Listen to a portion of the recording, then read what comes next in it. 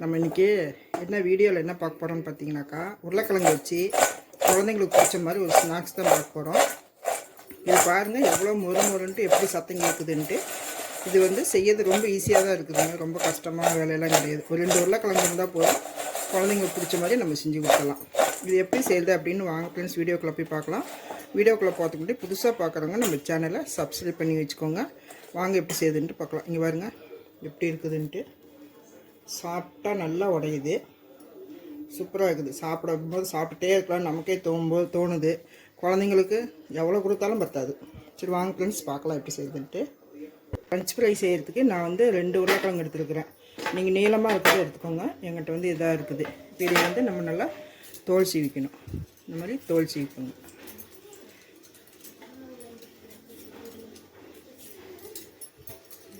தோல் சீவிட்டு நல்லா கழுவிட்டு கொண்டாந்துருக்குறேன். இப்போ வந்து இந்த கார்னரையும் பின்னாடியும் அதே மாதிரியே நம்ம கட் பண்ணி எடுத்துக்கணும்.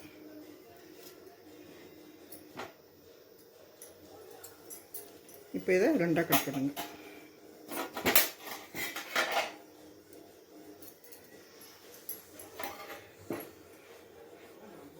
இப்படி இந்த மாதிரி இந்த அளவுக்கு மொத்தமாக நம்ம கட் பண்ணிக்கலாம். இந்த அளவுக்கு மொத்தமாக கட் பண்ணிக்கோங்க. இன்னொரு உருளைக்கிழங்கு நான் அதே மாதிரியே கட் பண்ணிட்டு வந்துடுறேன். ரொம்ப சன்னமாக போட்டிங்கனாக்கா உடஞ்சிரும். பொறுமையாக இந்த மாதிரி கட் பண்ணிக்கோங்க.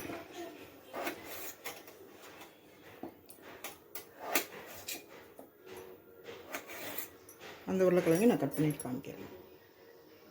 இப்போ இந்த மாதிரி மொத்தமாக இருந்துச்சுன்னா இதை வந்து நம்ம 2ஆக போட்டுக்கலாம். இந்த சைஸுக்கு அதேமாரி எல்லா உருளைக்கிழங்குலையும் பட்டையாக வரும். அதை வந்து 2ஆக போட்டுக்கோங்க. இப்படி எல்லாத்தையும் நம்ம கட் பண்ணிக்கலாம். கட் பண்ணிவிட்டு தண்ணியில் போடணும். இப்போ இன்னொரு உருளைக்கிழங்கும் வெட்டி காமிக்கிறேன். ஃபஸ்ட்டு 2ஆக வெட்டிக்கோங்க. இப்படி குறுக்கால் போட்டுவாங்க.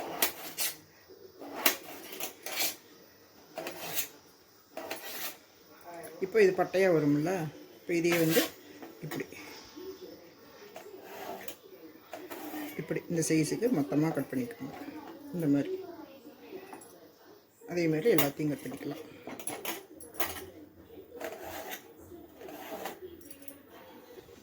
இப்போ கட் பண்ணதில் நான் வந்து ஒரு தண்ணியில் போட்டு வச்சுருக்கிறேன். இந்த மாதிரி தண்ணியில் போட்டுக்கோங்க. இப்போ வந்து ஒரு வடை சட்டி வச்சு நான் வந்து தண்ணி ஊற்றி கொதிக்க வச்சுருக்கிறேன். தண்ணி வந்து நல்லா கொதிச்சுட்ருக்குது. இதில் வந்து தேவையான அளவு உப்பு போட்டுக்கலாம். இதிலே போட்டு வேக வச்சுட்டு நம்ம வடிகட்டும் போது உப்பு இதில் நல்லா ஏறிடும். எவ்வளோ வேணுமோ அந்த அளவுக்கு போட்டுக்கோங்க. இது கூட வந்து கொஞ்சமாக வினிகர், இந்த புளிப்புக்கு ஒரே ஒரு ஸ்பூன் மட்டும் போடுங்க. அவ்வளோதான். இது வந்து நல்லா கலந்து விட்டுருங்க. கலந்துட்டு நம்ம வந்து இந்த கட் பண்ணி வச்சுக்கிற இந்த உருளைக்கிழங்கு எடுத்து இதில் போடலாம். சும்மா ஒரு 4 நிமிஷம் தான் வேகணும். ரொம்ப நேரம் வேக வச்சிடாதீங்க, உடஞ்சிரும். இது அப்படியே எடுக்கணும். நம்ம எடுத்து மறுபடி நம்ம வந்து எண்ணெயில் வந்து நம்ம ஃப்ரை பண்ணுறோம். எல்லாத்தையும் போட்டு நல்லா ஒரு மீடியம் ஃப்ளேமில் வச்சு கலந்துட்டு எடுத்துருங்க.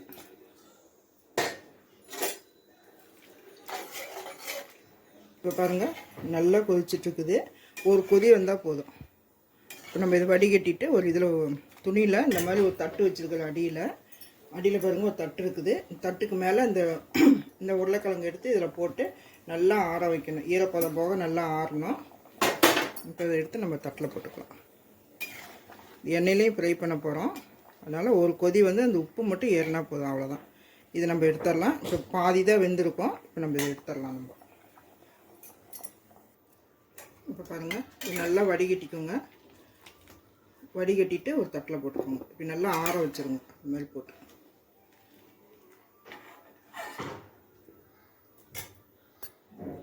இப்போ இந்த மாதிரி வந்து எல்லாத்தையும் நல்லா ஆற வச்சுக்கோங்க. தனித்தனியாக ஒரு ஃபேன் கடியில் ஒரு 10 நிமிஷம் வச்சிங்கனாக்கா நல்லா ஆறிடும். அந்த ஈரப்பதமும் போயிடும். அதுக்கப்புறம் நம்ம எண்ணெயில் பொரிச்சு எடுக்கலாம். இது வந்து நல்லா நான் ஆற வச்சுட்டு கொண்டு வரேன். இப்போ பாருங்கள் நல்லா காஞ்சிருச்சு. இப்போ நம்ம இதை எடுத்து ஒரு பவுலில் போட்டுக்கலாம்.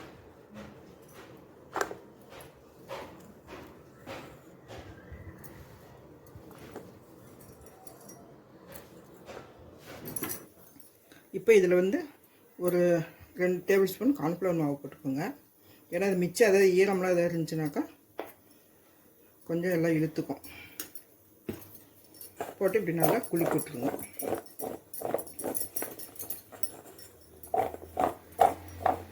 இப்படி நல்லா கலந்து விட்டிங்கன்னா எல்லாத்துலேயும் நல்லா ஒட்டிக்கும். இதை அப்படியே நம்ம எண்ணெயில் பொரிக்க வேண்டியது.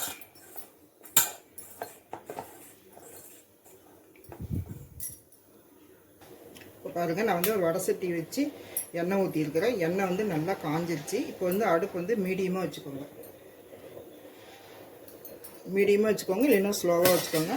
இப்போ நம்ம கார்ன்ஃப்ளவரில் கலந்து வச்சுக்கிற அந்த உருளைக்கிழங்கு எடுத்து இதில் ஒன்றா போடுங்க.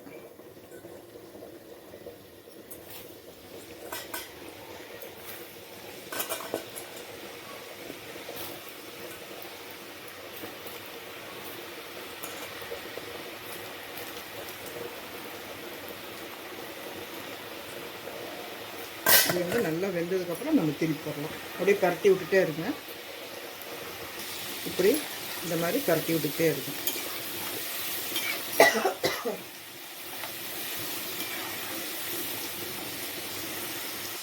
இப்போ போட்டு ஒரு 4 நிமிஷம் ஆயிடுச்சு. இப்போ நம்ம வந்து எடுத்துடலாம். இதை எடுத்துகிட்டு இது மறுபடியும் வந்து நம்ம ஆற வச்சு மறுபடியும் வந்து டீப் ஃப்ரை பண்ணலாம். இந்த மாதிரி ஒரு வடிகட்டி எடுத்துக்கோங்க, அதில் இப்படி போட்டுக்கோங்க.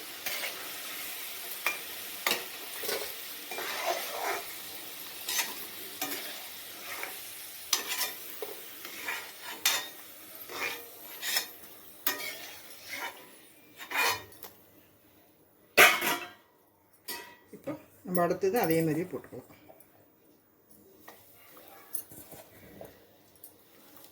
ரொம்ப ஹையில் வச்சிட்டிங்கனாக்கா தீஞ்சு போன மாதிரி ஆயிடும். மீடியமாகவே வச்சுக்கோங்க. இது எல்லாத்தையும் போட்டு நம்ம பொரிச்சு எடுத்துடலாம். இப்போ நம்ம இதையும் நம்ம எடுத்துடலாம். இது வந்து எடுத்து நல்லா ஆற வச்சுட்டு மறுபடியும் டீப் ஃப்ரை பண்ணணும். அப்போ நல்லா வந்து மொறுன்னு இருக்கும், சீக்கிரமாக கெட்டு போகாது.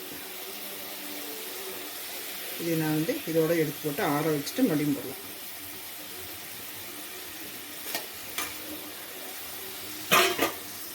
இப்போ அதே எண்ணெயை மறுபடியும் நான் சூடு பண்ணியிருக்கிறேன். இது வந்து நல்லா ஆறிச்சு. நல்லா ஆறிச்சு. இது வந்து மறுபடியும் ஒருக்கா நம்ம டீப் ஃப்ரை பண்ணணும். அடுப்பு எப்போவுமே மீடியமாகவே வச்சுக்கோங்க. போட்டு கொஞ்சம் நல்லா லைட்டாக சவந்ததுக்கப்புறம் நம்ம எடுத்துடலாம்.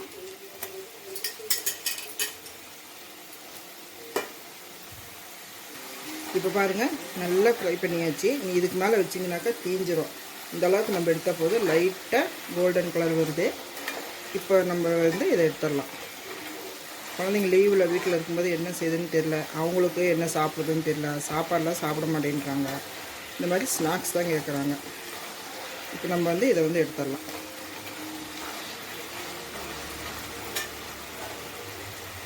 இந்த மாதிரி கொஞ்சம் லைட்டாக கோல்டன் கலர் வந்தால் போதும், நம்ம எடுத்துடலாம். இதுக்கு மேலே வச்சாக்கா தீஞ்சிடும். அடுப்பு ஆஃப் பண்ணிடுங்க. இது நம்ம எடுத்துடலாம்.